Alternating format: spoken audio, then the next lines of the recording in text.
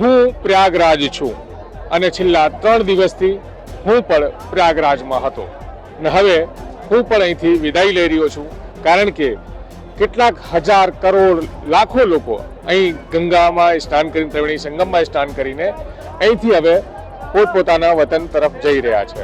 હું તસવીરોમાં આપણે બતાવી દઉં છું. અત્યારે સંગમ સ્નાન ઘાટની આ તસવીરો છે અને અહીંથી જે લોકો સ્નાન કરી ચૂક્યા છે, મૌની અમાવસ્યાને લઈને અહીંયા આવ્યા હતા, એ તમામ લોકો અહીંથી હવે પાછા ફરી રહ્યા છે. દેશ વિદેશના અલગ અલગ વિસ્તારોમાંથી જે લોકો અહીંયા સંગમ ઘાટમાં ડૂબકી મારવા આવ્યા હતા, એ તમામ લોકો હવે અહીંથી ધીરે ધીરે પાછા ફરી રહ્યા છે. તસવીરો પણ આપ જોઈ શકો છો કે સરકાર દ્વારા જે અહીં પીપા પુલ બનાવવામાં આવ્યું છે, અહીંથી લોકો પસાર થઈ રહ્યા છે. પ્રયાગરાજમાં હું છેલ્લા 3 દિવસથી હતો, તો હું આપને એ પણ કહી દઉં છું કે પ્રયાગરાજની અંદર સુખ દુઃખ, ધર્મ અધર્મ તમામ પ્રકારની વસ્તુઓ આપણે જોઈ હતી અને આપણે કેમેરામાં પણ કેદ કરી હતી કે કિસ તરહ સે કે કઈ રીતે અહીંયા કુંભમાં લોકો આવ્યા હતા, શું શું ધર્મને લઈને કામ કર્યા હતા અને પોલીસ પ્રશાસન પણ કઈ રીતે ક્યાંક નજર આવ્યું હતું, ક્યાંક નજર નહીં આવ્યું હતું. સરકારની વ્યવસ્થા ક્યાંક ને ક્યાંક ટૂંકી સાબિત થઈ છે, કારણ કે કહેવા જઈએ તો ગુજરાતની જેટલી ટોટલ આબાદી છે, ટોટલ સંખ્યા છે, અને એ ટોટલ આબાદી અહીં એનાથી પણ વધારે એક જ પ્રયાગરાજમાં આવી ગઈ છે. મહાકુંભમાં કહેવાય છે કે 7 થી 8 કરોડ લોકોએ અહીંયા ડૂબકી મારી છે, સ્નાન કર્યા છે. આ તસવીરોમાં પણ આપ જોઈ શકો છો કે હજારોની સંખ્યામાં શ્રદ્ધાળુઓ અહીંથી હવે પસાર થઈ રહ્યા છે, ચાલતા જઈ રહ્યા છે. ગંગાના જે તટ ઉપર જે પીપા પુલ બનાવવામાં આવ્યો છે અને એ પીપા પુલથી પોતપોતાના વતન તરફ જઈ રહ્યા છે. સાધુ, સંતો, શ્રદ્ધાળુઓ તમામ લોકો અહીંથી હવે પાછા જઈ રહ્યા છે. તો આ તસવીરો જોઈને તમને પણ એવું લાગશે કે તમારે પણ અહીંયા ડૂબકી મારવા આવવું જોઈએ, તો ચોક્કસપણે આવવું જોઈએ, કેમ કે આ એક ધર્મનો સંગમ છે, ત્રિવેણી સંગમ છે અને અહીં ડૂબકી મારવા માટે આવવું જ જોઈએ. અને અહીંયા ડૂબકી મારવાથી તમને તમામ પાપોનો નાશ થાય છે, પુણ્યની પ્રાપ્તિ થાય છે. પ્રયાગરાજની અંદર દેશ વિદેશમાંથી કરોડો શ્રદ્ધાળુઓ આવ્યા છે અને કરોડો શ્રદ્ધાળુઓ અહીંયા ડૂબકી લગાવી રહ્યા છે. ગંગા, જમુના, સરસ્વતીનો જે સંગમ છે એ માત્ર પ્રયાગરાજમાં જ છે. પ્રયાગરાજ તીર્થ રાજ કહેવાય છે, તમામ તીર્થોનો રાજા, એટલે કે તીર્થ રાજ પ્રયાગરાજ કહેવાય છે. અને અહીંયા 12 વર્ષે આ જો કુંભ આવ્યો છે, મહાકુંભ આવ્યો છે, કહેવાય રહ્યો છે 144 વર્ષમાં પહેલી વખત જે યોગ બન્યો છે, જે સંયોગ બન્યો છે, 144 વર્ષ પહેલા બન્યો હતો અને એ અત્યારે છે. ને એટલા માટે જ ક્યાંક ને ક્યાંક લોકો આ કુંભની આસ્થામાં ડૂબકી લગાવવા માટે તડપી રહ્યા છે અને ડૂબકી લગાવી પણ રહ્યા છે. આખો જે ઘાટ છે આપ જોઈ શકો છો, તો અહીં લાખોની સંખ્યામાં લોકો અહીંથી હવે પોતપોતાના વતન તરફ જઈ રહ્યા છે. જે લોકો સ્નાન કરી રહ્યા છે તમામ લોકો જઈ રહ્યા છે. એના સિવાય હું આપને એ પણ બતાવી દઉં છું કે સરકારે ખૂબ મોટા મોટા વાદા દાવા કર્યા હતા કે મહાકુંભને લઈને એ લોકોએ તમામ પ્રકારની વ્યવસ્થાઓ કરી લીધી છે, કોઈને તકલીફ પડવાની નથી. તો હું આપને બતાવી દઉં છું વાપસી માર્ગ, એક્ઝિટ રૂટ છે પ્રયાગરાજ સ્ટેશન જવા માટેનો. એટલે જે લોકો અહીંથી ટ્રેનથી કે કોઈ બી વ્હીકલથી અહીંયા આવ્યા હોય તો એ લોકોએ આ રૂટ બતાવવામાં આવ્યો છે, તમે અહીંથી બહાર નીકળી શકો. લાખોની સંખ્યામાં લોકો જઈ રહ્યા છે.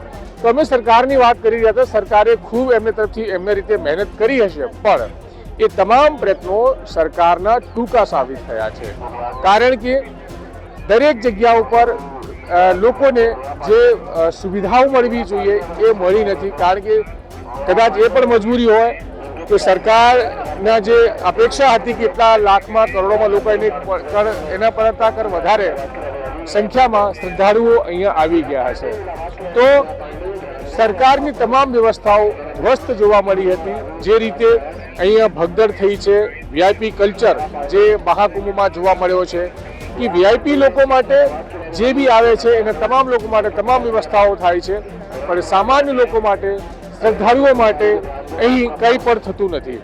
તો જેમ અત્યારે આપ જોઈ શકો છો, આ રૂટથી કોઈ વીઆઈપી જવાનો હોય તો આ રૂટ સામાન્ય લોકો માટે બંધ કરી દેવામાં આવે, કારણ કે વીઆઈપી એટલે વીઆઈપી, સામાન્ય એટલે સામાન્ય કહેવાય.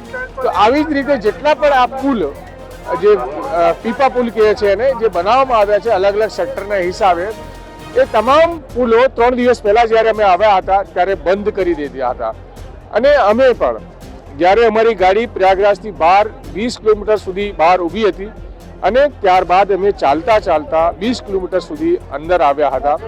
અને થઈ ગઈ છે એ ગુસ્સો આપણે જાય છે, સમજી શકીએ છીએ, કારણ કે આ તમામ જગ્યા ઉપર જે પીપા પુલ બનાવવામાં આવ્યા છે લોકોને અવર જવર માટે, એ વાત બિલકુલ સાચી છે. જે અમે શરૂઆતમાં ચર્ચા કરી રહ્યા હતા, તમામ બ્રિજો બંધ કરી દીધા હતા અને અત્યારે પણ આ એક બાદ બ્રિજ ચાલુ રાખ્યું છે. એ જે છે એક બ્રિજ ચાલુ કરવામાં આવ્યું છે અને બીજા બ્રિજો બંધ કરવામાં આવ્યા છે, જેને લઈને સ્વાભાવિકપણે જનતા પરેશાન થઈ રહી છે, જનતા પરેશાન છે. અને એ ગુસ્સો પણ ક્યાંક ને ક્યાંક આ જે સાધુ મહાત્મા છે એનો બહાર આવ્યો છે. શબ્દોનો પ્રયોગ બરાબર નહીં હતો, પણ એમને જે ગુસ્સો છે એ જાય છે અને લોકો પરેશાન થઈ રહ્યા છે, લોકો પરેશાન થઈ રહ્યા છે અને લોકો પરેશાન થઈ રહ્યા છે. અને કઈ કિલોમીટર સુધી જે છે અહીંથી અવર જવર કરી રહ્યા છે, ઘણા કિલોમીટર સુધી. અત્યારે આપ જોઈ શકો છો, અહીંથી એક બાઇક લઈને જઈ રહ્યા હતા અને એમને અટકાવવામાં આવી રહ્યા છે. આપ જોઈ શકો છો, સુરક્ષાકર્મીઓ અટકાવે છે અને જે લોકો અહીંયા ચાલતા જાય છે એ લોકો જવા માટે જ માર્ગ છે, બાઇકથી ના જઈ શકે. અને બાઇકથી જવા માટે પ્રતિબંધ છે, કારણ કે ચાલવાવાળા માટેનો છે. અને જે રીતે પેલા ભાઈ વાત કરી રહ્યા હતા કે સરકારે એક છોરથી બીજા છોર માટે જવા માટે તો પીપા પુલ બનાવ્યા છે, પણ જે પીપા પુલ બંધ કર્યો. हाँ बोलिए. बनाइए इस भीड़ में 100 के स्पीड में कोई गाड़ी चला सकता है? जितने लोग हैं ये बताओ. कोई चला सकता है 100 की स्पीड में? तो आप पैदल जा रहे थे तो ये पैदल अभी स्टाफ वहाँ भी खड़ा है, हमारे यहाँ भंडारा है, हमको सौदा लेने जाना है, तो स्टाफ वालों से पूछ के हम आए. ये रोक रहे हैं, बोल रहे हैं उनको बुला के लाओ. जो मना करेंगे तो दूसरी जगह से जाना ही पड़ेगा. बिल्कुल. एक बीजा भाई से बात कर सो, कितने ब्रिज बंद है? कितने ब्रिज बंद है? सब खुल गए. जो इधर आ रहा है इधर, जो इधर जा रहा है. वो कह रहे थे कि बंद कर दिए, बाकी यही चालू रखा है. આ ભાઈ તો કહી રહ્યા છે કે આ રીતે બધા પુલ ચાલુ છે, પણ લોકો અલગ કહી રહ્યા છે, કારણ જે લોડમાં પબ્લિકો અહીંયા આવી રહી છે એને લાગીને કહી શકાય છે કે લોકોને ભારે તકલીફોનો સામનો કરવો પડી રહ્યો છે. પોલીસના સુરક્ષાકર્મીઓ લગાતાર જે છે અહીં લોકોને સમજાવી રહ્યા છે, અવર જવર કરાવી રહ્યા છે. હવે તમને હવે બીજા વ્યસ્તના દ્રશ્યો બતાવવાની કોશિશ કરું છું, અને કારણ કે ભીડ એટલી બધી વધી રહી છે જેને લઈને ખૂબ અવ્યવસ્થા સર્જાય એવી પરિસ્થિતિ નિર્માણ થયો છે. આ ગંગા ઘાટ છે અને ગંગા ઘાટમાં હજુ પણ લોકો સ્નાન કરી રહ્યા છે. તમે જે તમને કહી રહ્યા હતા કે પ્રયાગરાજમાં ભગદડ થઈ, કેટલાક લોકોનો જીવ ગયા છે, અલગ અલગ વિસ્તારોમાં ભગદડ થઈ છે. પ્રશાસન ક્યાંક ક્યાંક ટૂંકો સાબિત થયો છે, સુવિધાઓ ટૂંકી સાબિત થઈ છે, પણ આસ્થાની વાત છે, આસ્થાનું મહાકુંભ છે, તો આસ્થાની આગળ બધી જ વસ્તુ ટૂંકી જ પડતી હોય છે.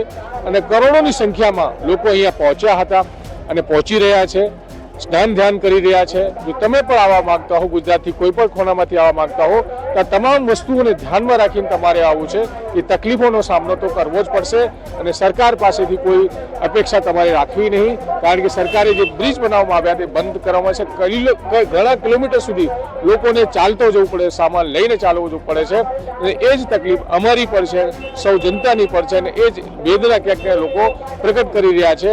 તો પ્રયાગરાજમાં સુખ દુઃખ ધર્મ અધર્મ તમામ વસ્તુઓ અમારી નજરે જોઈ છે, તમામ વસ્તુ અમારી કેમેરા થકી જોઈ છે, અને અહીં તમારે ફક્ત ને ફક્ત સહન કરવાનું થશે. એ મનમાં રાખીને તમારે અહીંયા આવવું પડશે. સંજય સિંહ રાઠોડ, ગુજરાત તક, પ્રયાગરાજ.